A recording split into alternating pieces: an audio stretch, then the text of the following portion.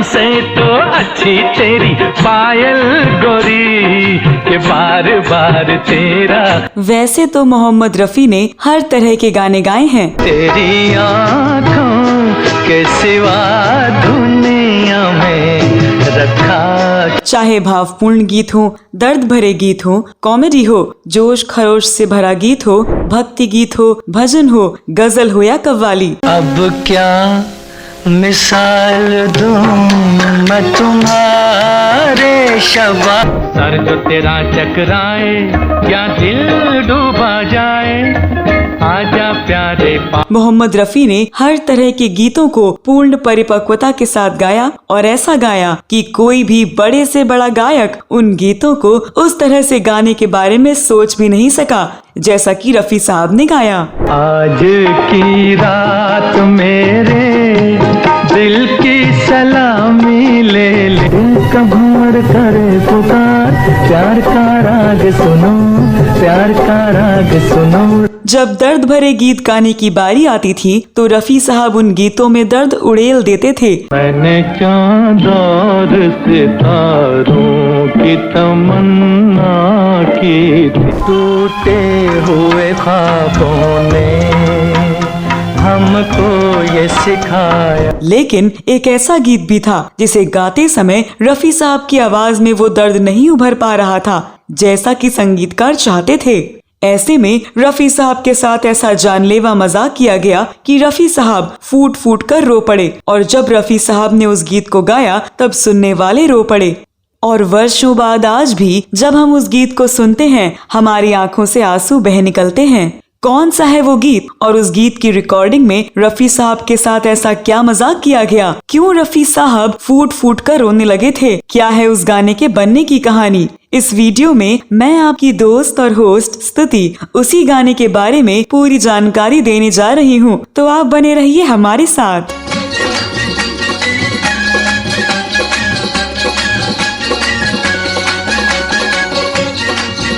दोस्तों, आज से लगभग 70 साल पहले 1952 में रिलीज हुई एक फिल्म बैजू बावरा के गानों ने धूम मचा दी थी। तू गंगा की मौज में जमुना का धारा, तू गंगा की मौज। महान संगीतकार नौशाद साहब के संगीत निर्देशन में शकील बदायूनी ने भक्ति, प्रेम और विरह आदि रसों के ऐसे सुरीले गीत रचे जो आज भी गुनगुनाए जाते हैं।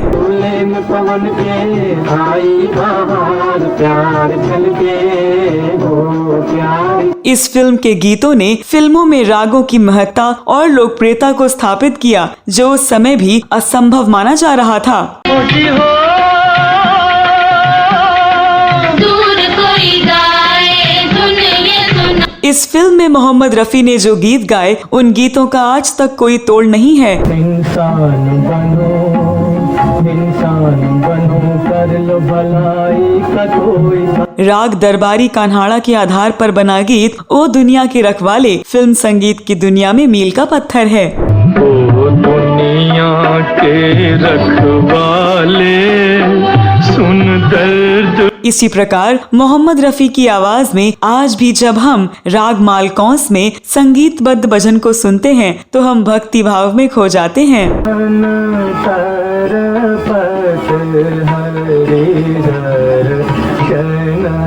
इसी फिल्म के एक गीत की रिकॉर्डिंग का एक वाकया आपको बताने जा रही हूँ। इस फिल्म के संगीतकार नौशाद साहब ओ दुनिया के रखवाले गीत रफी साहब से रिकॉर्ड करवा रहे थे।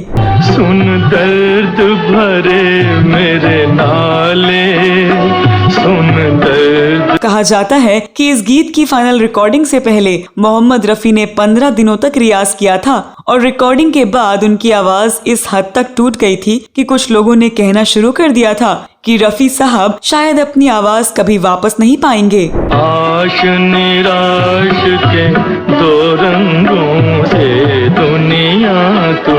लेखक चौधरी जिया इमाम ने अपनी पुस्तक पयंबरे मौसीकी मोहम्मद रफी में इस गाने की रिकॉर्डिंग के बारे में एक घटना का जिक्र किया है। लेखक के अनुसार जब इस गाने की रिकॉर्डिंग हो रही थी तब नौशाद साहब गाने में जो चाह रहे थे वैसा कुछ रफी साहब नहीं दे पा रहे थे। तभी रिकॉर्डिंग के बीच अचानक एक तार रफी साहब के नाम आया और वो तार पढ़कर वे फूट फूट कर रो पड़े। इस पर जो लोग वहाँ मौजूद थे उन सब ने पूछा कि क्या हुआ। नौशाद साहब भी रफी साहब के पास आए और चौंकते हुए पूछे, अरे रफी मियाँ, क्या बात हो गई, आप अचानक रोने क्यों लग गए। इस पर रफी साहब ने रोते हुए जवाब दिया, अरे नौशाद साहब, सब खत्म हो गया, अब कुछ नहीं बचा। जिसके लिए मैं ये सब कर रहा हूँ वो ही मुझे छोड़कर चली गई, अब वो इस दुनिया में नहीं है। इस पर नौशाद साहब ने उनके हाथ से तार लेकर पढ़ा तो उसमें उनकी बीवी के इंतकाल की खबर थी। रफी साहब रिकॉर्डिंग रूम से निकलकर जाने लगे तो नौशाद साहब ने उनको रोका और कहा कि रफी साहब, अब आपकी बीवी तो अल्लाह को प्यारी हो गई,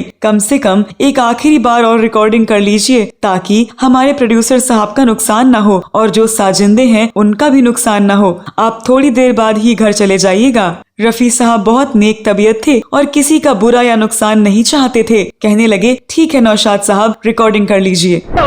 लुट गई मेरे प्यार की नगरी, अब तो नहीं। इस रिकॉर्डिंग में अब जो रफी साहब ने गीत गाया तो जो दर्द उनकी आवाज में आया उसी चीज की नौशाद साहब को तलाश थी। गीत रिकॉर्ड हुआ। रफी साहब रोते हुए घर जाने के लिए रिकॉर्डिंग रूम से निकले। ड्राइवर को आवाज दी। इस पर नौशाद साहब ने पूछा, अरे रफी मियाँ, कहाँ चले। रफी साहब लगातार रो रहे थे। रफी साहब को रोते देखकर नौशाद साहब ने हंसते हुए कहा, घर पर आपके सब कुछ ठीक है और फोन करके अपनी बेगम साहब से बात कर लीजिए। इस पर रफी साहब ने पूछा, मैं आपका मतलब नहीं समझा। तो नौशाद साहब ने कहा, दरअसल मैं जो दर्द गाने में लाना चाह रहा था आप वो नहीं दे पा रहे थे, इसीलिए आपकी आवाज में दर्द पैदा करने के लिए मैंने ये चाल अपनाई। और वो लड़का जो आपको तार देकर गया दरअसल एक साजिंदा है, तार मैंने खुद लिखा था। ये सुनकर सब हंसने लगे। आपको बता दें कि बैजू बावरा के गाने हिंदी फिल्म संगीत के लिए मील का पत्थर साबित हुए, क्योंकि उस समय जब हिंदी सिने संगीत में विदेशी चलन का आगमन हो रहा था तब इन्हीं गानों ने हिंदी फिल्म संगीत को एक स्वस्थ शास्त्रीय दिशा प्रदान की। मेरी शान से ऊंचा तेरा झूलना गोरी। यही वो फिल्म थी जिसके गानों की बदौलत भारत भूषण और मीना कुमारी रातों रात स्टार बन गए। इसी फिल्म के गानों ने मोहम्मद रफी को सफलता के शिखर पर बैठा दिया। अब तो नीर बहाले। संगीतकार नौशाद इस गीत के बारे में दिलचस्प किस्सा सुनाते थे। एक बार एक अपराधी को फांसी दी जा रही थी। उससे उसकी अंतिम इच्छा पूछी गई तो उसने कहा कि वो मरने से पहले रफी का बैजू बावरा फिल्म का गाना ए दुनिया के रखवारे सुनना चाहता है। अपराधी की ख्वाहिश पूरी करने के लिए टेप रिकॉर्डर लाया गया और उसके लिए वो गाना बजाया गया। ओ दुनिया के रखवाले सुन दर्द। रफी साहब की गायकी के बारे में नौशाद साहब ने कहा था, रफी साहब की आवाज की रेंज को पहचाना नहीं गया था। उनकी आवाज कितनी ऊंची जा सकती है और कितनी नीचे जा सकती है, इस पर किसी ने ध्यान नहीं दिया था। मैंने उनकी आवाज का इस्तेमाल फिल्म बैजू बावरा के गीत ओ दुनिया के रखवाले में किया था। इसी फिल्म के भजन मन तरपत हरिदर्शन को आज को राग मालकौंस पर बनाया गया था, जो बहुत ही पवित्र और पाकीज़गी से बनाया हुआ गीत था। आग बनी सावन की बरखा, फूल बने। तो दोस्तों, आप बैजू बावरा के गानों के बारे में क्या कहना चाहते हैं? इस गीत से जुड़ी कोई अतिरिक्त जानकारी आपके पास है तो कमेंट बॉक्स में अवश्य लिखें। ये वीडियो कैसा लगा? अगले वीडियो में आप किस बारे में जानकारी जानना चाहेंगे? कमेंट बॉक्स में आप हमको अपने सुझाव जरूर दें। अगले वीडियो में मैं फिर फिल्मों, गीतों या फिल्मी हस्तियों के बारे में कोई नई कहानी या जानकारी लेकर हाजिर हो जाऊंगी। तब तक के लिए नमस्कार।